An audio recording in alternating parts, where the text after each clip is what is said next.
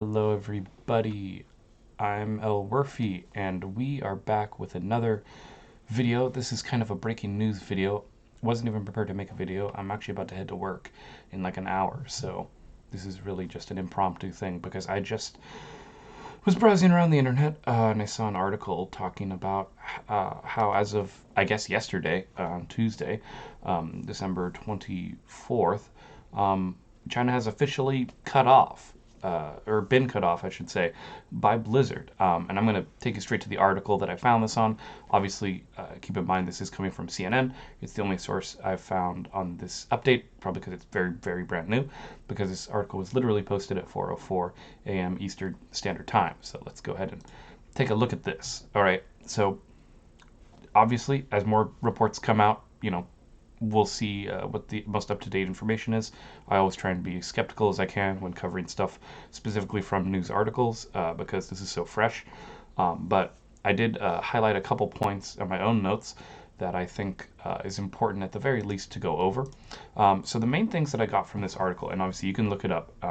This is a quote. They cried all night because millions of Chinese people supposedly have lost access to World of Warcraft and other Blizzard games. It's not just World of Warcraft. That's the crazy thing. So I don't even know what I'm going to title this video when I'm making this, but hopefully it's pretty clear. So essentially what you need to understand from the article, and I'm going to slowly scroll through this. I'm not actually, no, it's short enough. I could read it word for word, but I'm just going to go through the main points. So essentially what happened is about 2 months ago, roughly Blizzard was talking about getting a new server hosting company for China and Chinese players. As of yesterday, those servers are gone. As of right now, there's no localized Chinese servers. So I guess World of Warcraft and other Blizzard games were all hosted in these global servers. Uh, and now, for some reason, China had their own server specifically for them. And I'll admit, I don't know why they would do this. That seems really stupid. But they have, I guess, lost their server now. So now Chinese players can no longer connect to servers that are directly next to them. And I guess, according to the article anyway, a lot of people are going to lose access to things like World of Warcraft, as well as like Hearthstone, Diablo 3, and probably all Blizzard games. Uh, that are like traditionally made by Blizzard, not necessarily Call of Duty or Activision, because those servers might be different. It's mentioned in, actually, the article specifically wanted to mention or make point that it's only the Blizzard side of Blizzard Activision that is actually causing this. And I guess Blizzard did, in fact, go ahead and offer to extend the servers to continue for 6 months, but the Chinese company NetEase actually decided to decline that offer, saying that that's not a fair way to do business, and they said, "Fuck the players, we're just gonna shut down their access to the game." Insane. It's absolutely crazy. And what's nuts is that this deal was made back in 2008.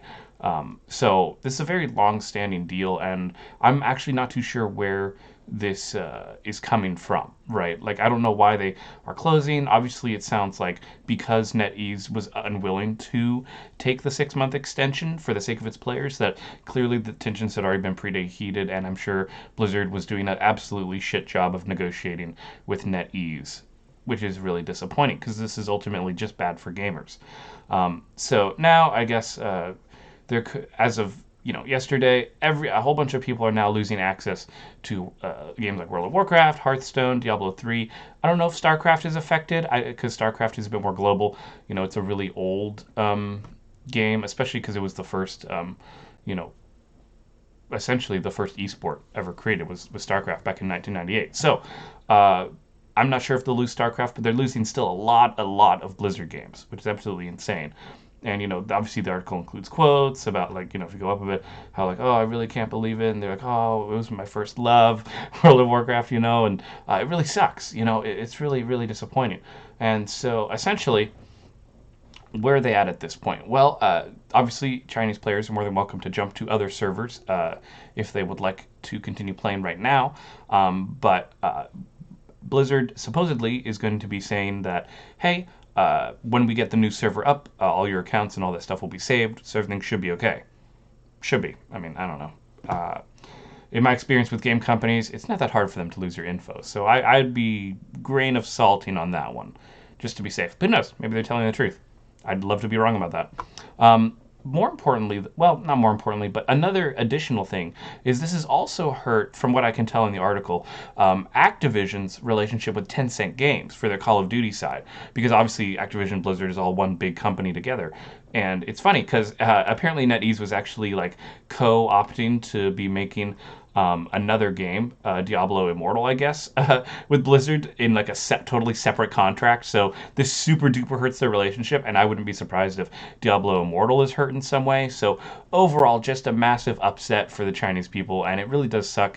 I mean, I know they're all the way on the other side of the world from us here in the United States, but gamer's a gamer. I'm fully supportive that I think the Chinese people should be allowed to play the game that they've already paid this monthly subscription for. And that brings up an interesting point. Are their subscriptions like cut off? Like, so is Blizzard going to keep charging those subscriptions for World of Warcraft? I have another video coming about subscription-based games that I'll leave that discussion for. But for now, I'll just say if they keep charging people for the World of Warcraft subscriptions for the game they can't play, on at least their own server, at least they'll probably move to another server. I think is what's going to happen. But like, are a bunch of people going to like lose money and not know why because they think that the Chinese servers are gone? And I don't know what the internet's like over in China. Maybe they have a really hard time. Maybe their interconnection is so awful in China trying to connect to U.S. servers. I don't know. All right, I'm not an expert. I'm never claiming to be an expert. But this is just a crazy hit. I wonder how Tencent Games will be reacting as well to this, especially with Call of Duty Mobile. I mean, that's a big cash cow for people. So just a lot of tensions right now, and I have no idea where it's going to go. This story literally just broke at 4:04 a.m. For this CNN business news article. So hopefully this news article is accurate. I looked around. This seems like the newest stuff, so there might not be enough information for me to confirm everything, but I want to get this information out to you guys as soon as possible. Let me know your thoughts. I'd really like to know what everyone else is feeling about this. I do know that it can be pretty contentious right now when we talk about things going on in China. So just stay vigilant, and I will definitely be giving you more updates if I can find any or if any come out. But again, I do have to go to work, so this was super quick. Thank you all so much for watching. As always, I'm Elwirfy. Please be sure to subscribe. It really does help the channel, and it honestly means so much to me. And I will see you guys next time. Take care, everyone.